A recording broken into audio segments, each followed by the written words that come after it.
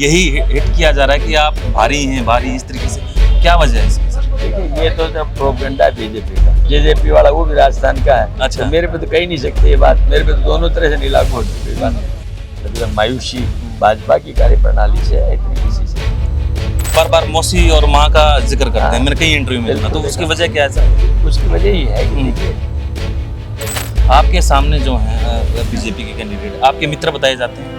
हाँ, हमारे मित्र, दो मित्रों के बीच में लड़ाई नहीं है, दो पार्टियों के बीच लड़ाई नहीं है, ये दो विचारधाराओं के बीच लड़ाई है। ये लड़ाई जनता और भारतीय जनता पार्टी के बीच में। बीजेपी के जो कैंडिडेट हैं वो 10 साल से सांसद हैं यहाँ पे, रिपोर्ट कार्ड को किस तरीके से देखते हैं, उनका जो रिपोर्ट कार्ड है? बीजेपी जो नेशनल मुद्दे उठा के ला रही है, राम मंदिर, 370, ये सारी चीज़ें, लेकिन आपके इलाके की बुनियादी चीज़ें क्या है, मुद्दे क्या है? हमारे बुनियादी चीजें ये है, सबसे बड़ी, ये तो एक इशू को भटकाने वाला काम है। राम हमारे सबके हैं। कल मनोहर लाल जी थे आपके इलाके में, बड़ा कुछ कह गए, बोले कि तो कैसे कमा लिया, ये एक आरोप लगा दिया आपको। वो एक पूर्व मुख्यमंत्री भी रहे हैं। हाँ। नमस्कार, मैं अनुज नरवाल रोहतकी और आप देख रहे हैं अलग हरियाणा। हमारे साथ राव दान सिंह जी हैं, भिवानी के प्रहलादगढ़ में जन्मे, 9 तारीख को, अभी जन्मदिन भी आ रहा है आपका, तो पहले तो शुभकामनाएं जन्मदिन की भी।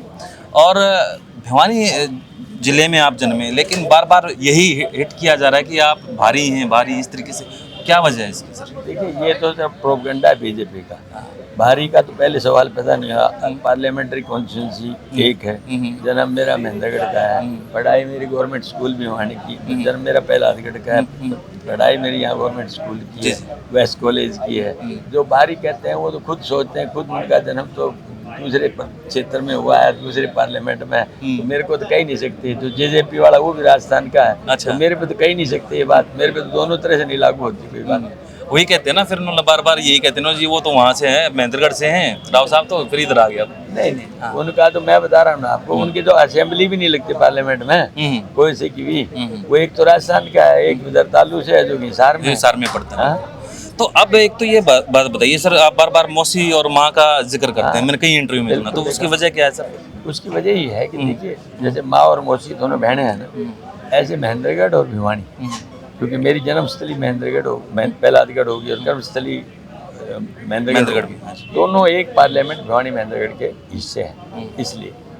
सर महेंद्रगढ़ को अब की बार पहली बार टिकट मिली उस इलाके को, तो क्या इम्पैक्ट देखते हैं चुनाव के ऊपर आप?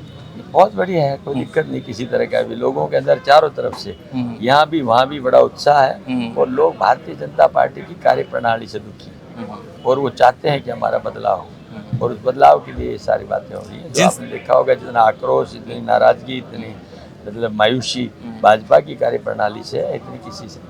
आपके सामने जो हैं बीजेपी के कैंडिडेट, आपके मित्र बताए जाते हैं?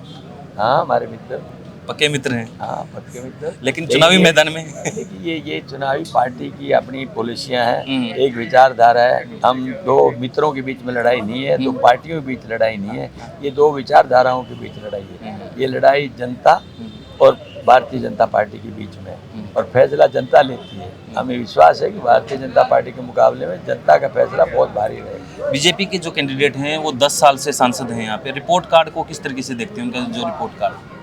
रिपोर्ट कार्ड बीजेपी सांसद के अलावा बीजेपी इटसेल्फ का देखें आप, उन्होंने जो कहा वो कोई काम नहीं किया।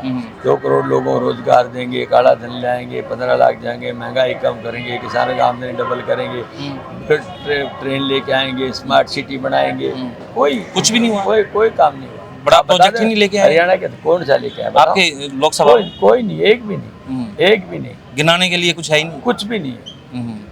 यही है विरोध का कारण, जो कहा वो किया नहीं। तो अगर दोनों कैंडिडेट को के देखें, प्लस माइनस क्या है, आपके प्लस क्या हैं, उनके माइनस क्या हैं? देखिए, मैं माइनस तो मेरे ढूंढता नहीं किसी दूसरे के जी, मैं सिर्फ प्लस ढूंढता, और प्लस हूँ मैं, पॉजिटिव आदमी, पॉजिटिव बात करता हूँ। हम ये कह सकते हैं कि जितने काम कांग्रेस के टाइम पे जो भूपेंद्र सिंह हुड्डा जब सीएम थे हुए, मेरे यहाँ पर सेंट्रल यूनिवर्सिटी आई, जो बहुत बड़ी संस्था है। तो इससे पहले महेंद्रगढ़ में कोई यूनिवर्सिटी आज तक नहीं आई, 75 साल की 76 साल की देश की आज़ादी के बाद। और जो भी काम, चाहे आरओबी का रहा हो, चाहे मिनी सेक्रेटेरिएट का रहा हो, जुडिशल कॉम्प्लेक्स का रहा हो, पार्क बनाने का रहा हो, सब तहसील बनाने का रहा हो, सब डिवीजन बनाने का रहा हो, चाहे आयुर्वेदिक कॉलेज महेंद्रगढ़ में नारनौल बनाने का रहा हो, चाहे सतनाड़ी के अंदर मतलब कॉलेज की बात रही हो, वहाँ सबसे अच्छी की बात रही हो, वहाँ ब्लॉक की बात रही हो, वहाँ तो एक बस स्टैंड ऐसा था जहाँ 3 ट्रांसपोर्ट मिनिस्टर्स ने उसका पत्थर रखा था और वो उसका बस स्टैंड नहीं बना पाए। इवन हमारे इस भाई धर्मवीर ने भी एक पत्थर रखा था उसमें, वो लेकिन फिर भी वो पूरा नहीं कर पाए जब ये ट्रांसपोर्ट मिनिस्टर थे। हमने उसको कहा कि हम शिलान्यास नहीं करवाएंगे, हुड्डा साहब से उद्घाटन कराएंगे, हमने कराया। राव साहब, वो ही रहा कि बीजेपी जो नेशनल मुद्दे उठा के ला रही है, राम मंदिर 370, ये सारी चीज़ें, लेकिन आपके इलाके की बुनियादी चीज़ें क्या है, मुद्दे क्या हैं? हमारे बुनियादी चीज़ें ये है सबसे बड़ी, ये तो एक इशू को भटकाने वाला काम है। राम हमारे सबके हैं, राम के हम हमेशा बड़े आस्था के साथ मानते हैं। मैं हनुमान भक्त हूँ और हनुमान खुद सेवक थे भगवान राम के।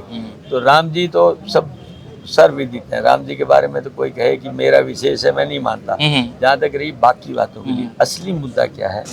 बेरोजगारी, महंगाई और खास तौर पे अग्निवीर। जो आज अग्निवीर की बात करते हैं, हमारे क्षेत्र के अंदर अग्निवीर जो है ना, आप ये देखिए इसका इम्पैक्ट है, बहुत बड़ा इम्पैक्ट है। यहाँ के नौजवान बच्चे 400 की संख्या में रोडों पे दौड़ते नजर आते। अब नजर नहीं आया कोई आपको?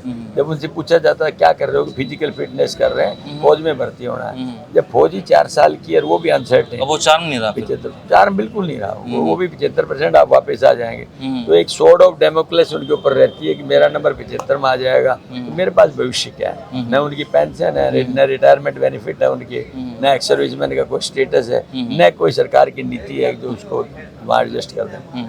कल मनोहर लाल जी थे आपके इलाके में, बड़ा कुछ कह गए, बोले कि धोखे से कमा लिया, ये आरोप लगा दिया। देखिए, वो एक पूर्व मुख्यमंत्री जी रहे हैं। हाँ। मैं उनके किसी उस पर कुछ नहीं कहना चाहता, लेकिन मैं इतना कहना चाहता हूँ, बिल्कुल सब कुछ बिल्कुल हमारी तरफ से 100% ईमानदारी से, 100% नेक नीति से काम करते हैं। इसके अंदर कोई भाई कुछ भी कहना चाहे वो कह सकता है, वो उसका अपना कार्य क्षेत्र है, लेकिन मैं गारंटी से कहता हूँ ऐसी कोई बात ना हमने की ना करेंगे। जी जी। किरण चौधरी क्या दिल से आ गई हैं? अब कोई दिक्कत नहीं है, सब फिट हो गया? नहीं, जो पार्टी का जो भी अनुशासित सिपाही होता है, तो वो दिल से ही आएगा, दिल से ही करेगा। कोई दिक्कत नहीं है? नहीं, कोई दिक्कत नहीं। तो अब कोई बड़ा ऐसा है कि कोई बड़ा नेता सेंटर से या फिर ऐसे है कोई बड़ी रैली या बड़े नेता में अभी लोग आएंगे? जी जी। क्योंकि अभी ये रैलियां जो चुनाव के नज़दीक होती हैं वो तय होगा। उसके बाद में जैसे हुड्डा साहब भी आ रहे हैं यहाँ 9 तारीख को 2 जगह जो वर्कर मीटिंग लेंगे। जी जी। एक जिला भिवानी के वर्कर्स की, एक जिला दादरी के वर्कर्स की। उसके बाद में आगे की नीति बनाई जाएगी, जो नीति बनेगी हम आपको बता देंगे। ठीक है सर, आपने टाइम दिया इतना, बहुत धन्यवाद। आपको शुभकामनाएं। धन्यवाद। Okay sir, thank you.